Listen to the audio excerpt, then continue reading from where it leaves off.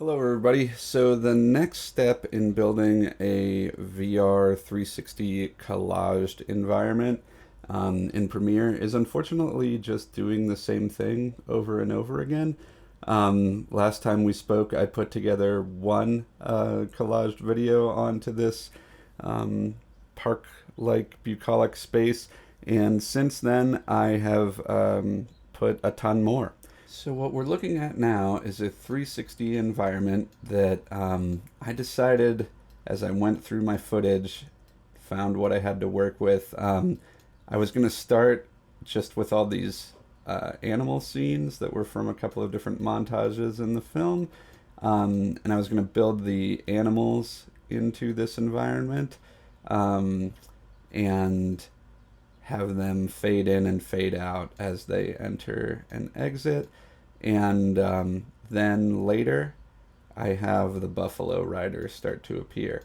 Um, basically, I'm finding some some material to build a tutorial out of. But if I started to think about like, okay, does this mean anything? Like, am I building this into a narrative or a piece of poetry or a kind of experimental thing?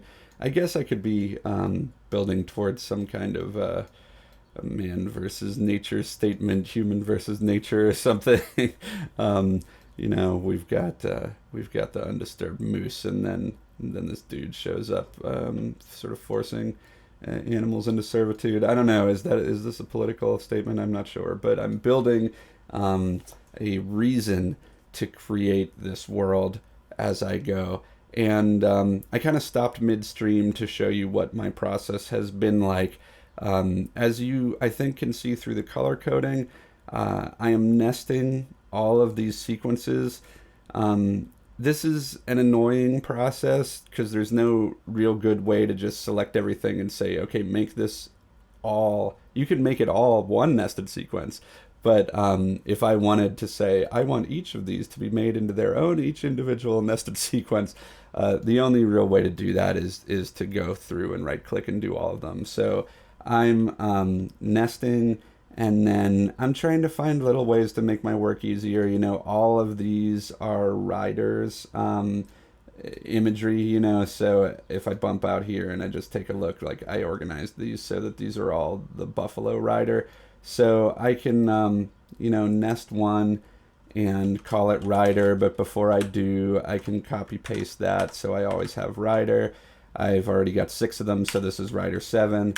Hit enter. Now I can do this one as nest and just paste and 8. So we got rider 8. This one, start from here and go down. We're going to go paste rider 9, and I'm just finding as best as I can little ways to make my process go a little bit faster. And as I do this,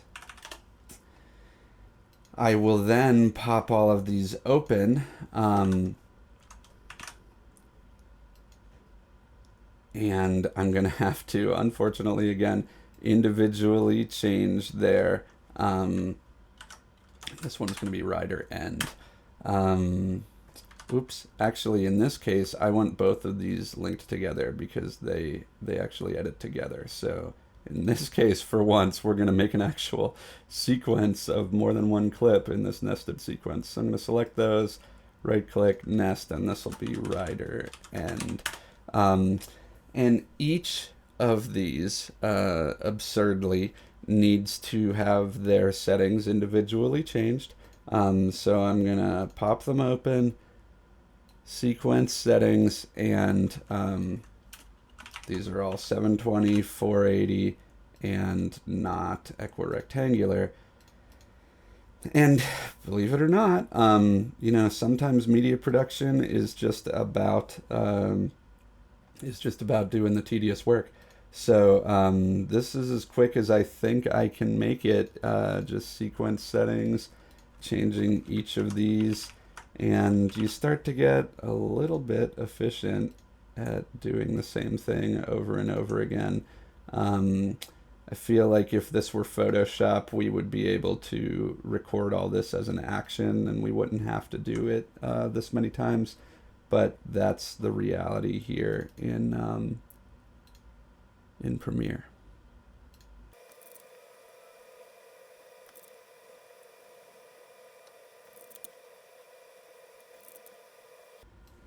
Okay, time lapse over. We've done it. So now I have all of these items as nested sequences, just like I did with these earlier ones. They're gonna have cross dissolves thrown on the beginning and end of each of them, and they all are going to have to be given the VR plane to sphere effect. So that we can actually shorten.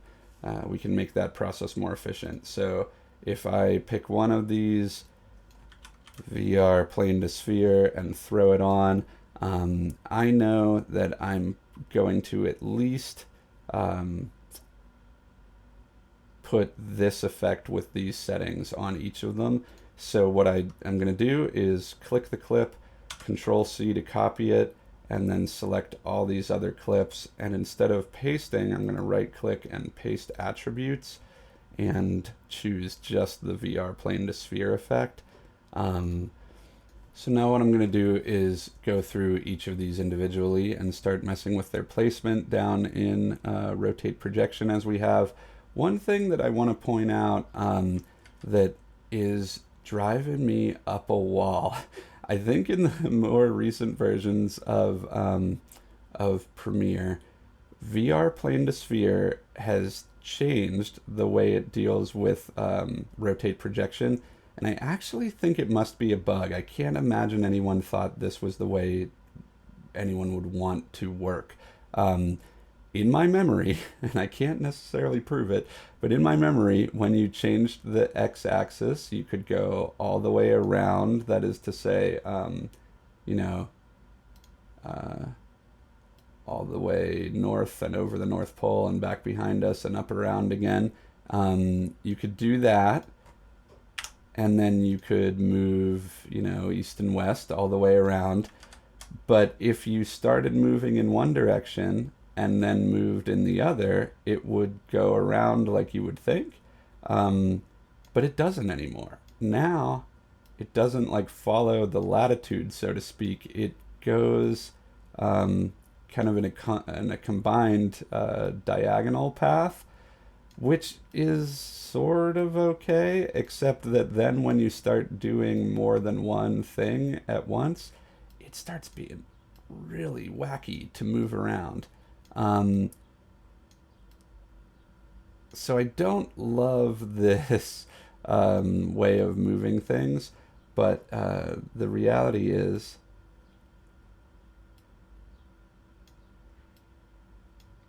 this is how the current interface works. If this really truly is a bug and they go back in the future, that would be awesome. But for now, you do have to kind of putz with all three of these to get things in exactly the right spot.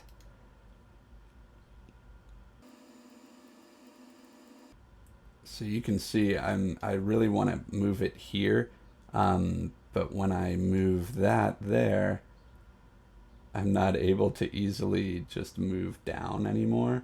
I have to kind of like move things back and forth to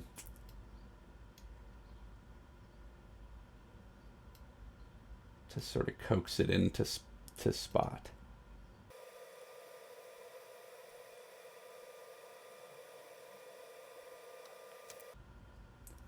And now I'm going to put those cross dissolves on either end of all of these. And you can right click and apply default transition as a quick way. I'm going to give these two a little space because I don't want them to dissolve into one another.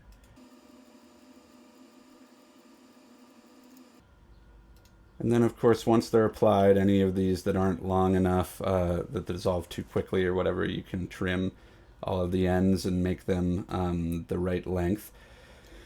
I've only just put the feathering in that's available from VR plane to sphere while I was quickly demoing this in the screen record, but of course if you remember, the whole reason we're doing the nested sequences is that some of these we really want to have, you know, a mat that is of an amorphous shape. So some of these I'm going to be going back into their sequence and building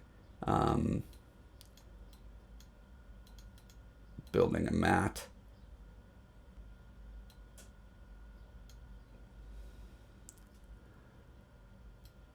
Feathering that. And then coming back here to find out how it worked.